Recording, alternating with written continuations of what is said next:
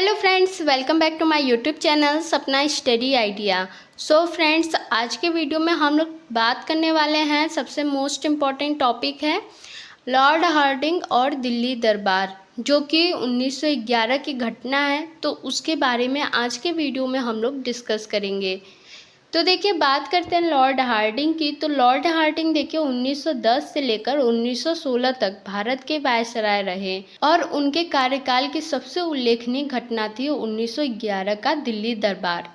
तो देखिए, यह जो दरबार था ब्रिटिश सम्राट जॉर्ज पंचम और उनकी जो रानी थी क्वीन मैरी के भारत आगमन के उपलक्ष्य में आयोजित किया गया था।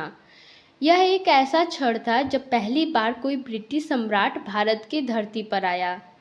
इस दरबार का आयोजन देखिए 12 दिसंबर 1911 को दिल्ली के कोरोनेशन पार्क में किया गया और इसे भारतीय इतिहास के एक भव्य राजनीतिक और सांस्कृतिक दृष्टि से महत्वपूर्ण घटना के रूप में याद किया जाता है।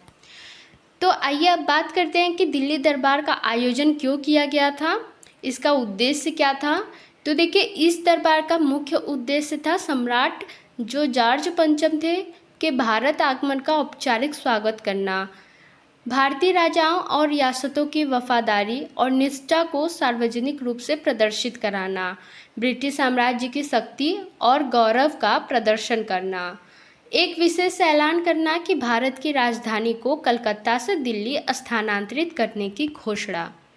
ओके, आगे हम बात करते हैं राजधानी स्थानांतरण की जो ऐतिहासिक घोषणा थी वो क्या थी। तो देखिए, तो दिल्ली दरबार में सम्राट जॉर्ज पंचम ने औपचारिक रूप से घोषणा की कि ब्रिटिश भारत की राजधानी अब कलकत्ता नहीं बल्कि दिल्ली होगी। यह घोषणा देखिए न केवल प्रतीकात्मक थी बल्कि इसका गहरा राजनीतिक अर्थ भी था।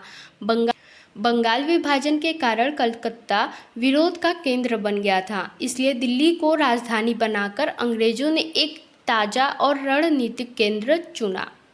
दिल्ली ऐतिहासिक रूप से देखिए मुगलों की राजधानी रही थी, इसलिए अंग्रेज भी उसे अपनाकर अपने साम्राज्य को उसी परंपरा का उत्तराधिकारी दिखाना चाहते थे।